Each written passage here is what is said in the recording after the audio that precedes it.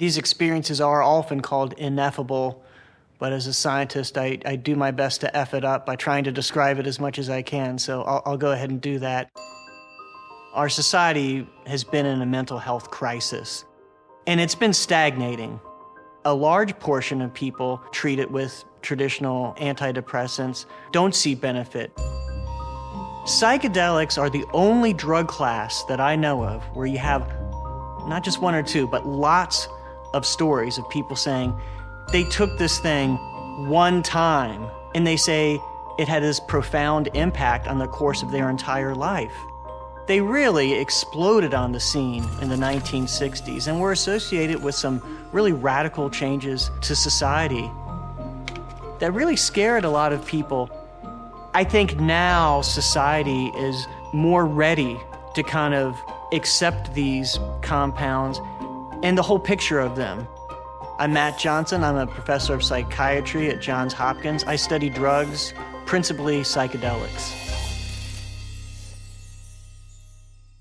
It's hard to imagine a more interdisciplinary topic in the realm of drugs than psychedelics. They've apparently been used for time immemorial throughout many different cultures on the planet. Kary Mullis won the Nobel Prize inventing PCR, which revolutionized biology. He said he wouldn't have been able to do that had he not had experience in taking psychedelics. You move into the arts and then, who hasn't heard of musicians and other artists claiming that psychedelics had a profound impact on their creativity? There's the Beatles before LSD, and then there's the Beatles after LSD. That's a big shift.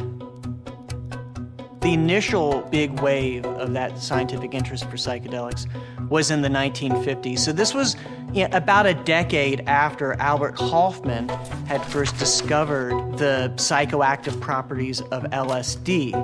There was a group in Maryland called the Spring Grove Group, a lot of early research there, particularly with cancer patients. But I would say one of the most important groups in the history of this work was led by Abram Halfer and Humphrey Osmond in Saskatchewan, Canada. They were really the first group that I would say developed what we now call psychedelic therapy. There was this growing appreciation of some of the risks and the safeguards needed to minimize those risks, but not every investigator was aware of this. There was some unethical research, some wild research. There was controversy surrounding Timothy Leary, especially after he was fired from Harvard. Turn on, tune in, and drop out. Psychedelics became so associated with the counterculture. Society was, in a sense, traumatized. It all came to a halt. I mean, there were researchers that were running sessions and got the notices they just had to stop. The rug is pulled out for decades before there's a reinitiation. The research that's happening now, a lot of it is exploring medical applications. These are all drugs that can have a profound effect on one's sense of reality, including one's sense of self. I think kind of the only bet you can make is that if you have the dose high enough, something really interesting is going to happen.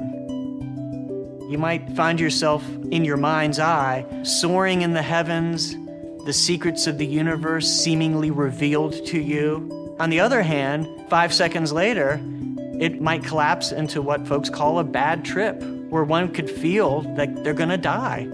It's sort of this like massive shakeup in one's experience of reality. I'm floored when people with really substantial life experience will say things like, this was the most meaningful experience of their life. Compared to the intensity of the subjective effects, it's remarkable how little impact these substances have on physiology. You know, your heart rate, your blood pressure, everything has its risks, to be clear. But compared to other drug classes, psychedelics are really robustly safe at the physiological level.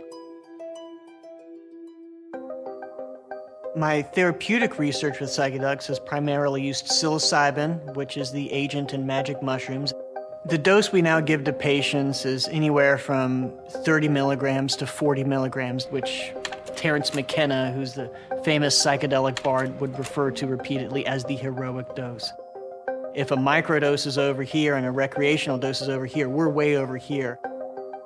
When someone comes in for the day of their psychedelic session, they've already spent several hours with us on previous days preparing for the experience, developing that rapport.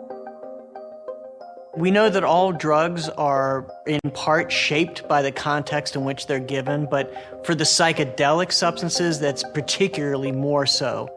So when you provide it in more of a warm, welcoming situation, you tend to get more meaningful reactions to the substance.